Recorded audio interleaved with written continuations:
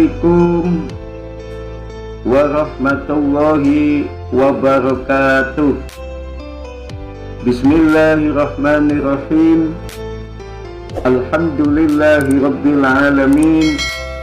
Wassalatu wassalamu ala ashrafil anbiya'i wal mursalin Sayyidina wa maulana Muhammadin wa ala alihi wa sahbihi ajma'in, amma ba'd. Saudara-saudara mahasiswa yang dimuliakan Allah Subhanahu wa ta'ala, pada kesempatan yang mulia ini marilah kita bersyukur kepada Allah Subhanahu wa ta'ala, yang mana pada kesempatan ini kita masih diberikan Allah sehat walafiat sehingga bisa melanjutkan perkuliahan yang ke-15, yang mana dalam tema kuliah ke-15 ini adalah jihad, amar ma'ruf dan nahi mungkar dalam Islam. Salawat dan salam tetap kita sampaikan kepada manusia yang agung, junjungan kita Nabi besar Muhammad Sallallahu Alaihi Wasallam. Semoga kita semua mendapatkan syafaatnya. Amin, Allahumma amin. Saudara-saudara mahasiswa, sebelum kita melanjutkan perkuliahan yang ke-15 mata kuliah pengantar studi Islam ini, marilah kita berdoa terlebih dahulu. Semoga pertemuan kita menjadi pertemuan yang barokah dan perkuliahan kita ini menjadikan ilmu yang bermanfaat. Al-Fatihah.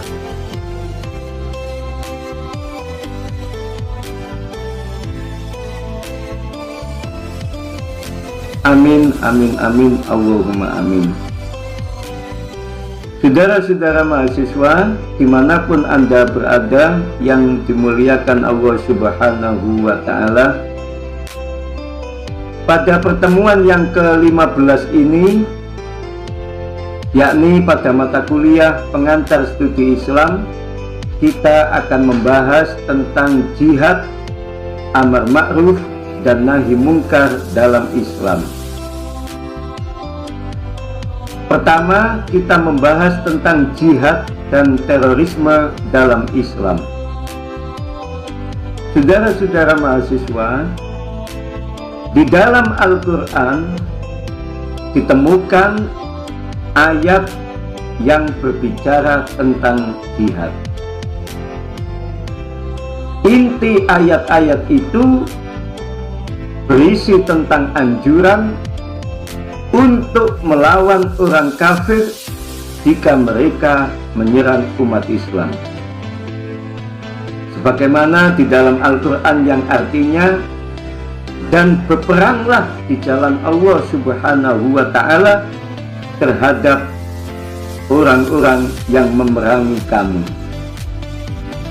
Dan janganlah saling bermusuhan, karena sesungguhnya Allah Subhanahu wa ta'ala itu tidak menyukai orang yang saling bermusuhan.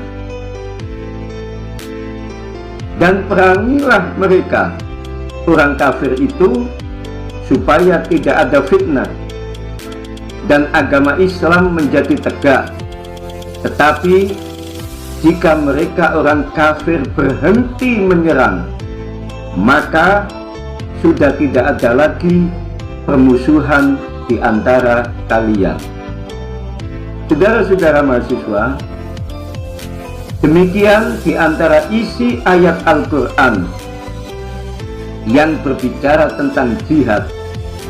Artinya berjihad itu defensif, bukan ofensif.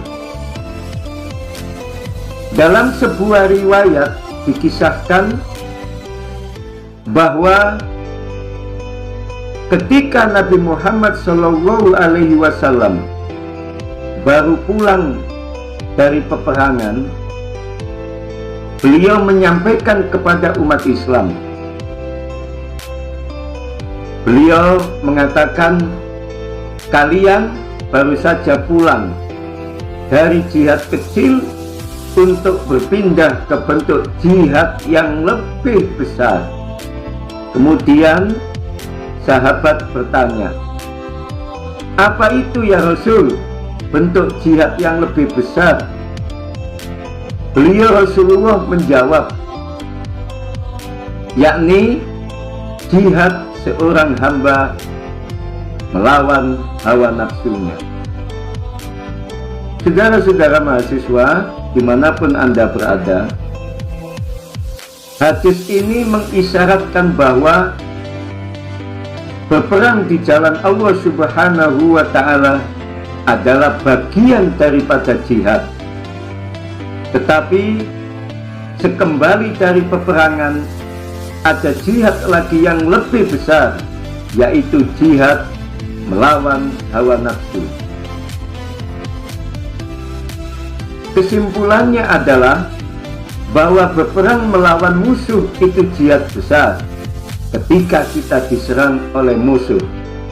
Akan tetapi ketika peperangan sudah selesai, jihad akbar adalah melawan hawa nafsu diri kita sendiri.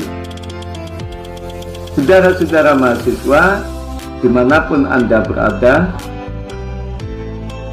dengan demikian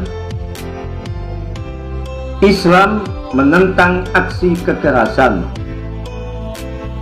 terorisme, dan pembunuhan, termasuk pengeboman atau perusakan tempat-tempat tertentu yang tidak didasarkan pada alasan normatif atau yang dibenarkan oleh agama.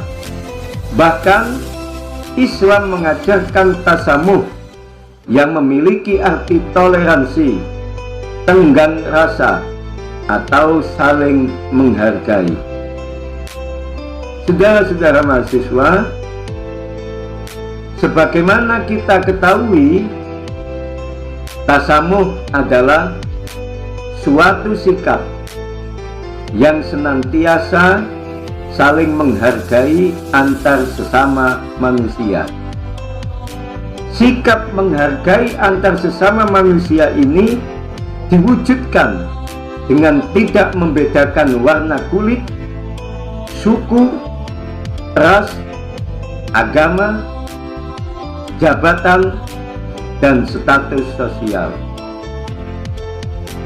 Sikap tasamuh pernah diperlihatkan oleh Rasulullah Shallallahu Alaihi Wasallam ketika melihat iringan orang yang membawa jenazah dengan cara berdiri untuk menunjukkan sikap hormat.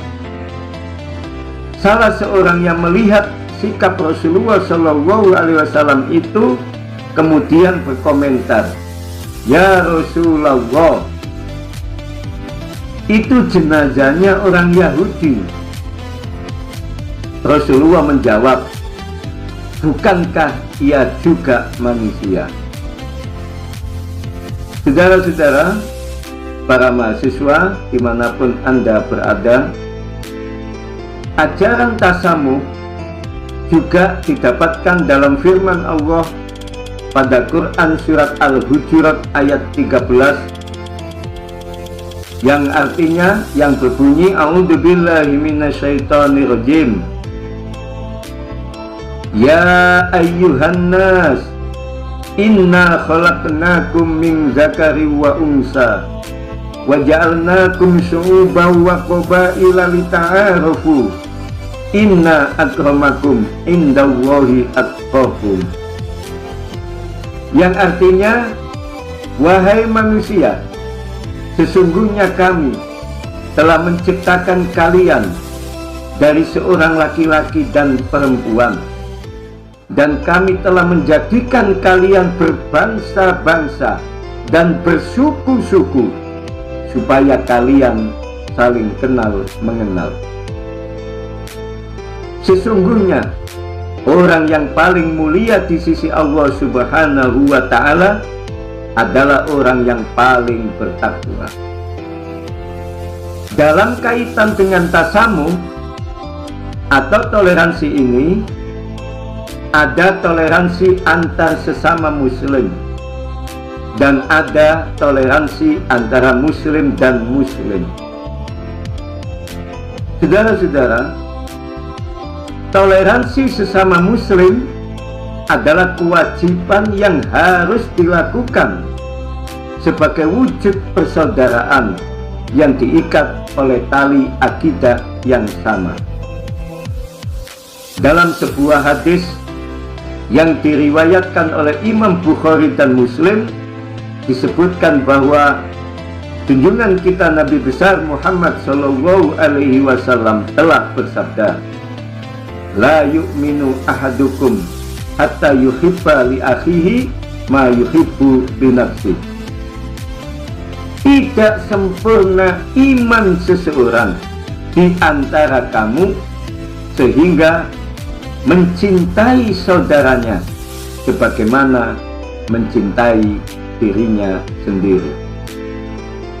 Sementara toleransi antara muslim dan non-muslim dilakukan dengan cara menghargai mereka selama mereka juga menghargai muslim, tidak menyerang dan tidak menggusur atau mengusir muslim dari kampung halamannya. Jika hal itu dilanggar, maka hukum toleransi kepada mereka menjadi terhapuskan. Dalam komunitas muslim, aksi terorisme seringkali dilakukan oleh kelompok yang disebut dengan istilah Islam fundamentalis. Aksi itu dilakukan sebagai respon terhadap kebijakan Barat di bidang politik, ekonomi, dan lain sebagainya di dunia global. Bentuk terorisme yang biasa dilakukan oleh kelompok Islam fundamentalis adalah pengkafiran seseorang atau takfir, pembunuhan terhadap turis Barat, atau kadangkala melenyapkan pejabat tinggi suatu negara yang dianggap berkhianat terhadap Islam. Aksi terorisme oleh gerakan Islam fundamentalis itu seringkali menyebabkan keresahan di kalangan masyarakat muslim dan menjadikan situasi politik di suatu negara menjadi tidak stabil. Menurut Muhammad Abid Al-Jabiri, istilah muslim fundamentalis awalnya dicetuskan sebagai signifier bagi gerakan Salafiyah Jamaluddin Al-Afghani.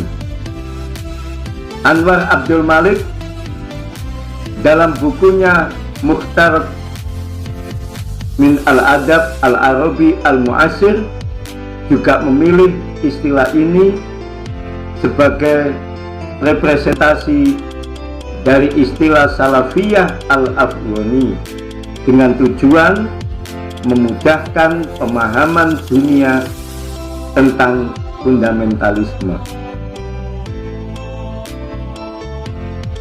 Saudara-saudara, pendapat senada juga diungkapkan oleh Hasan Hanafi, Profesor Filsafat Universitas Kairo ini mengatakan bahwa term Muslim fundamentalis adalah istilah untuk menunjuk gerakan kebangkitan Islam, revivalisme Islam, dan gerakan atau kelompok Islam kontemporer. Sementara itu, dalam buku Al-Islam Al-Siyasi tahun 1987, Al-Asmawi mengatakan bahwa fundamentalisme Islam adalah kelompok umat Islam yang cenderung keras dan rigid dalam menganut dan menjalankan ajaran formal agama, ekstrim dan radikal dalam berpikir dan bertindak. Kelompok Islam fundamentalis muncul sebagai respon terhadap krisis modern di dunia Arab, yaitu pada saat bangsa Arab menghadapi tantangan kolonialisme, ketergantungan ekonomi dan budaya, perkembangan industrialisasi dan urbanisasi, serta ledakan penduduk yang pesat. Saudara-saudara mahasiswa, dimanapun Anda berada,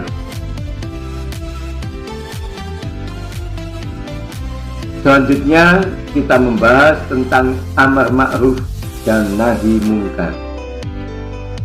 Banyak di antara umat Islam yang memiliki pandangan bahwa untuk melakukan suatu perubahan dalam masyarakat adalah dengan menggunakan kekerasan atau al-unuf.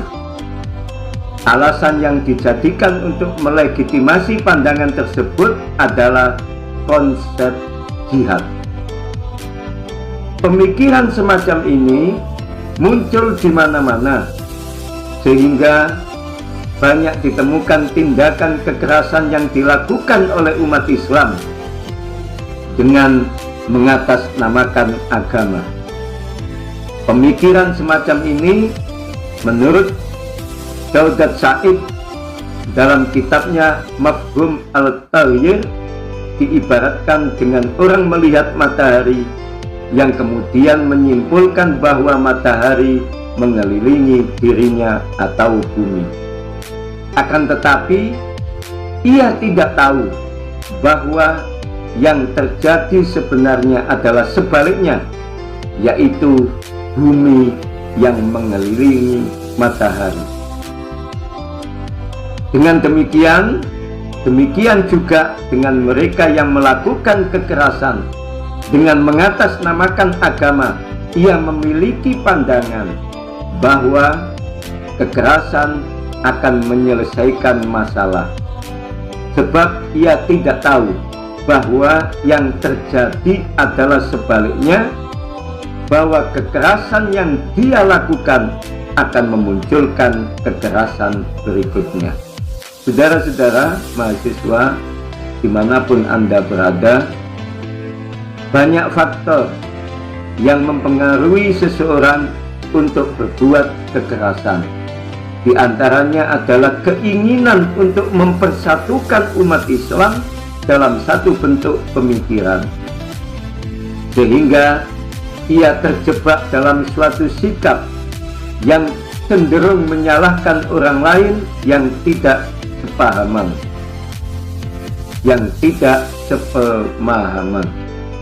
Mereka yang terjebak dalam kelompok ini memiliki pandangan bahwa dirinya adalah yang paling benar, sehingga mudah menyalahkan orang lain. Dapat dimaklumi bahwa secara psikologis manusia sangat mudah untuk menyalahkan orang lain dan menyebut kelompok lain sebagai kelompok yang sesat, sementara ia lupa dengan kesalahan dirinya. Ia lupa bahwa dalam Islam dikenal adanya taubat, yaitu dengan cara mengingat kesalahan diri sendiri, sehingga seseorang yang tidak pernah melihat kesalahan dirinya sendiri, ia tidak akan pernah mencoba untuk bertaubat. Sikap ini dapat dimaklumi karena melihat kesalahan diri sendiri lebih sulit daripada melihat kesalahan orang lain. Para mahasiswa, sesungguhnya sikap merasa tidak bersalah dan menuduh orang lain salah adalah sikap yang tidak sesuai dengan ajaran Al-Quran. Tetapi sikap yang pernah diambil oleh iblis ketika dikeluarkan dari surga karena tidak mematuhi perintah Allah Subhanahu wa Ta'ala, di mana Ia mengatakan fabima awaitani. Di sini seakan-akan iblis melimpahkan kesalahan dirinya kepada Allah Subhanahu wa Ta'ala, bahwa Allah lah yang menyebabkan ia melakukan kesalahan. Sementara sikap Adam ketika dikeluarkan dari surga, ia tidak mengambil sikap sebagaimana iblis, tetapi ia mengatakan Rabbana Zolamna Anfusana. Para mahasiswa, di sini Nabi Adam alaihissalam mengakui segala kesalahannya, tidak seperti iblis yang melimpahkan kesalahan kepada Allah Subhanahu wa Ta'ala. Maka sikap yang paling baik dalam melihat sesuatu adalah dengan melihat kesalahan diri sendiri, meskipun itu berat untuk dilakukan. Karena dengan melihat kesalahan orang lain akan membuat masalah menjadi semakin rumit dan sulit diselesaikan. Suatu masalah tidak akan terselesaikan kecuali dengan cara mencintai orang yang berselisih dengan diri kita. Saudara-saudara mahasiswa, menghindari tindakan kekerasan secara fisik bisa diawali dengan menjaga lisan kita untuk tidak mudah menyalahkan orang lain, menghina orang lain, mengejek orang lain, dan itu harus diawali dengan membersihkan hati kita dari segala penyakit iri, dengki, benci, dengan menanamkan rasa cinta kepada orang lain. Muhammad Iqbal pernah mengatakan, hiduplah bersama manusia dengan bermodalkan cinta, niscaya engkau akan melihat cahaya di setiap tempat. Ada baiknya jika melihat prinsip para tokoh sufi yang mendahulukan asas kemanusiaan dalam menyelesaikan masalah. Hal itu sesuai dengan ayat Al-Quran yang berbunyi idfa billati hiya ahsan fa idzal ladzi bainaka wa bainahu adawatun ka'annahu waliyun hamim.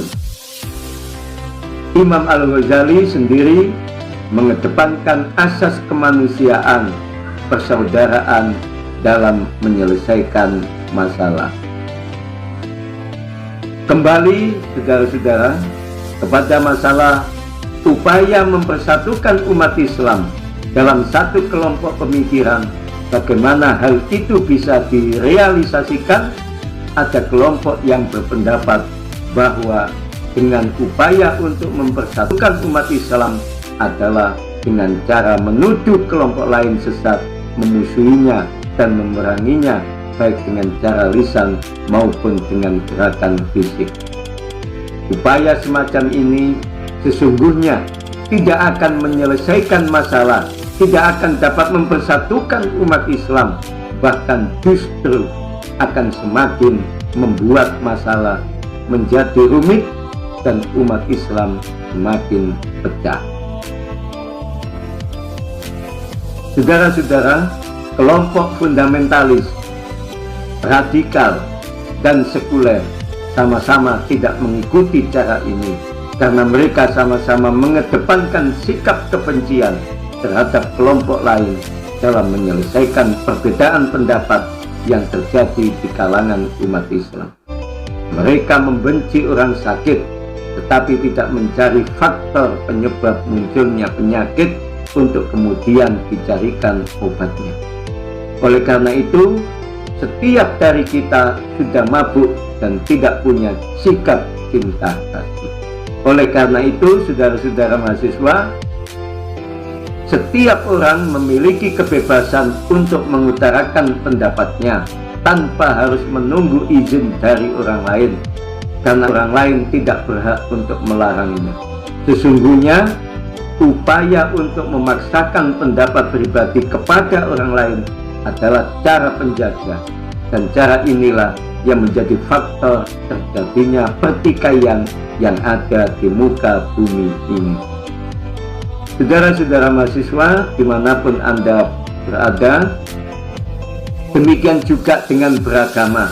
Seseorang tidak berhak dipaksa oleh orang lain untuk memeluk suatu agama, karena dalam ayat Al-Quran disebutkan la ikraha fiddin, tidak ada paksaan di dalam beragama, sehingga seorang memiliki hak untuk tidak beragama jika itu sudah menjadi keyakinannya.